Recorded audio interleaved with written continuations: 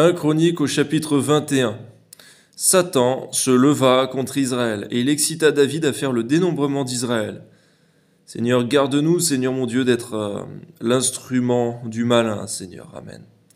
Et David dit à Joab et aux chefs du peuple, « Allez, faites le dénombrement d'Israël depuis Beersheba jusqu'à Dan, et rapportez-le-moi, afin que je sache à combien il s'élève. » Joab répondit que l'Éternel rende son peuple 100 fois plus nombreux, ô roi mon Seigneur. Ne sont-ils pas tous serviteurs de mon Seigneur? Mais pourquoi mon Seigneur demande-t-il cela? Pourquoi faire ainsi pécher Israël? Le roi persista dans l'ordre qu'il donna à Joab. Seigneur, lorsque quelqu'un nous avertit, Seigneur mon Dieu, du péché, eh bien, garde-nous de nous entêter, Seigneur, mais donne-nous de vraiment te consulter. On voit que David, Seigneur mon Dieu, n'a pas pris soin peut-être de te consulter avant. Permets-nous par ta grâce, Seigneur, de ne jamais y manquer. Au nom de Jésus, Amen. Et Joab partit et parcourut tout Israël. Puis il revint à Jérusalem. Joab remit à David le rôle du dénombrement du peuple. Il y avait dans tout Israël 1100 000 hommes tirant l'épée, et en Juda 470 000 hommes tirant l'épée. Et il ne fit point parmi eux le dénombrement de Lévi et de Benjamin, car l'ordre du roi lui paraissait une abomination. On voit, Seigneur mon Dieu, que lorsqu'il y a une odeur de péché, Seigneur mon Dieu, derrière il y a des conséquences, Seigneur. Alors donne-nous d'être sensibles, Seigneur mon Dieu, à ton Esprit Saint, afin de ne pas nous endurcir dans un ordre mauvais. Au nom de Jésus, Amen. Cet ordre déplut à Dieu qui frappa Israël. Et David dit à Dieu, « J'ai commis un grand péché en faisant cela. Maintenant daigne pardonner l'iniquité de ton serviteur, car j'ai complètement agi en insensé. » L'Éternel adressa ainsi la parole à Gad, le voyant de David. « Va dire à David, ainsi parle l'Éternel. Je te propose 3 fléaux, choisissant un, et je t'en frapperai. » Gad alla vers David et lui dit, « Ainsi parle l'Éternel. Accepte ou 3 années de famine ou 3 mois pendant lesquels tu seras détruit par tes adversaires et atteint par l'épée de tes ennemis, ou 3 jours pendant lesquels l'épée de l'Éternel et la peste seront dans le pays, et l'ange de l'Éternel portera la destruction dans tout le territoire d'Israël. Vois maintenant ce que je dois répondre à celui qui m'envoie. » David répondit à Gad, « Je suis dans une grande angoisse. Oh, que je tombe entre les mains de l'Éternel, car ses compassions sont immenses, mais que je ne tombe pas entre les mains des hommes. Oh Seigneur, combien je suis touché, Seigneur mon Dieu, par ces paroles. À quel point, Seigneur mon Dieu, eh bien, l'homme est méchant et mauvais, Seigneur. On ne peut rien attendre de bon de lui, Seigneur mon Dieu. Surtout, Seigneur mon Dieu, eh bien, les hommes, Seigneur, qui auraient été envoyés, on sait, Seigneur, quelle cruauté. Ils auraient eu, Seigneur mon Dieu, mais toi, tu es un Dieu compatissant, lent à la colère, et qui te repent, Seigneur mon Dieu, de ta colère. Que ton nom soit glorifié, Seigneur, dans le nom de Jésus. Amen. L'Éternel envoya la peste en Israël, et il tomba 70 000 hommes d'Israël.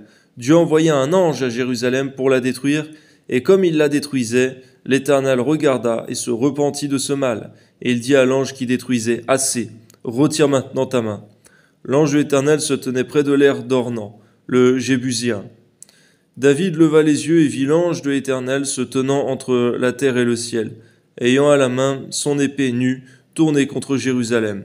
Alors David et les anciens couverts de sacs tombèrent sur leur visage, et David dit à Dieu, « N'est-ce pas moi qui ai ordonné le dénombrement du peuple? C'est moi qui ai péché, qui ai fait le mal. Mais ces brebis, qu'ont-elles fait? Éternel mon Dieu, que ta main soit donc sur moi et sur ma maison, sur la maison de mon père, et qu'elle ne fasse point une plaie parmi le peuple. » L'ange éternel dit à Gad de parler à David, afin qu'il montât pour élever un autel à l'Éternel dans l'aire d'Ornan, le Jébusien.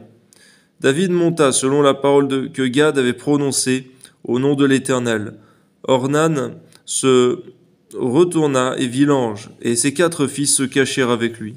Il foulait alors du froment.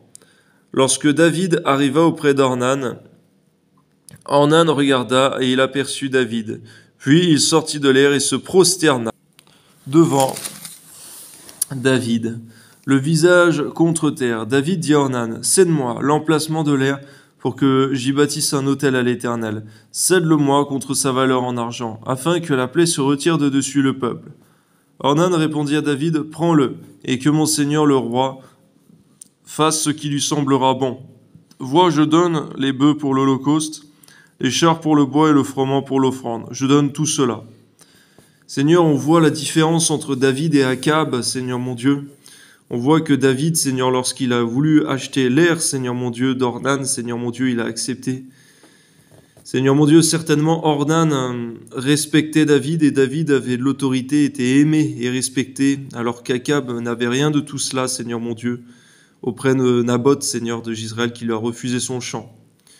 Mais le roi David dit à Ornan, « Non, je veux l'acheter contre sa valeur en argent, car je ne présenterai point à l'Éternel ce qui est à toi, et je n'offrirai point un holocauste qui ne me coûte rien. » Et David donna à Ornan 600 cycles d'or pour l'emplacement. David bâtit là un autel à l'Éternel. Il offrit des holocaustes et des sacrifices d'action de grâce.